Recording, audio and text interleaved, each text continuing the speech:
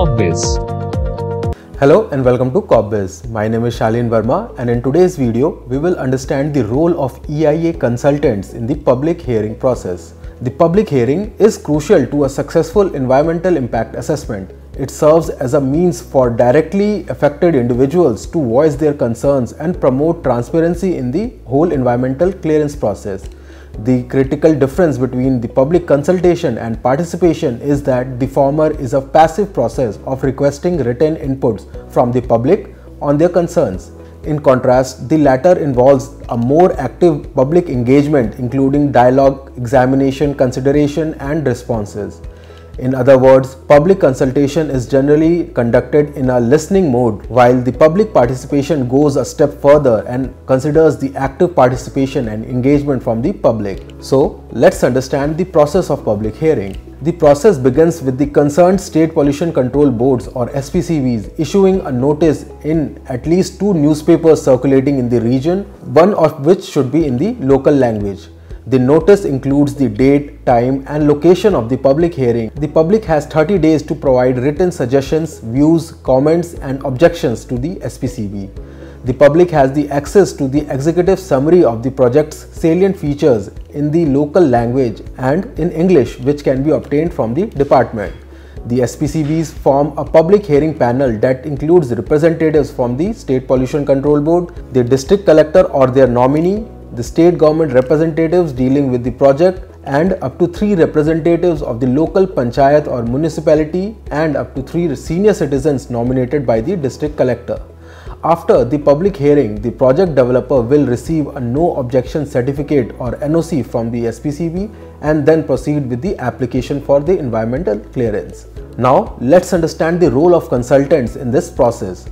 So, the project proponent hires a consultant to prepare an environmental impact assessment. Consultants are responsible for identifying and assessing potential environmental impacts and proposing measures to mitigate those impacts. Consultants assist in the preparation of the public hearing notice and an executive summary of the EIA report, which are to be made available to the public. During the public hearing, consultants are present to provide information and answers questions related to the EIA report and potential environmental impacts. Consultants also participate in discussions and provide additional information as needed during the hearing process.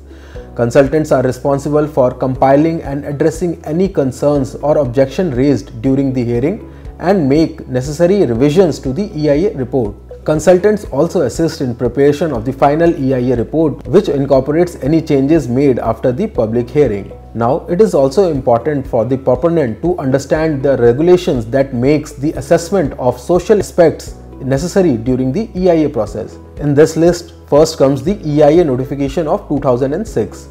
This notification outlines the procedure and requirements for conducting EIAs in India.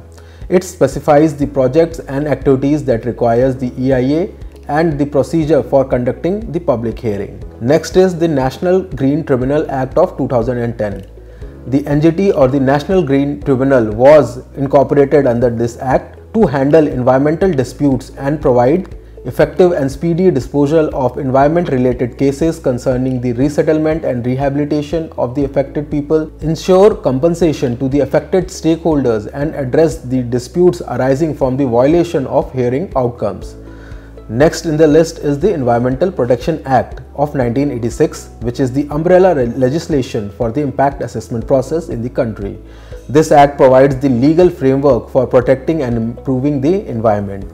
The Environmental Protection Act provides for establishing various regulatory bodies such as the State Pollution Control Boards to implement the provisions of the Act at multiple stages of the environmental clearance process. It now must be apparent that the public hearing stage is essential in ensuring transparency, accountability, and public participation in the decision-making process. It allows the stakeholders and the local communities a platform to voice their opinions, express their concerns, and offer suggestions to the project. A public hearing ensures that the concerns are evaluated on merits, and the appraisal committee considers those merits and opinions while acting on objection during the preparation of the final report. Therefore, it is advisable that the project proponent only places their trust in experienced and certified consultants for this important role. We at Corpbiz has a pan-India network of NABERD certified and seasoned EIA consultants who can handle all the environment related compliances related to a project. So this was all for today's video. Like and share if you found this information helpful. Thank you for watching.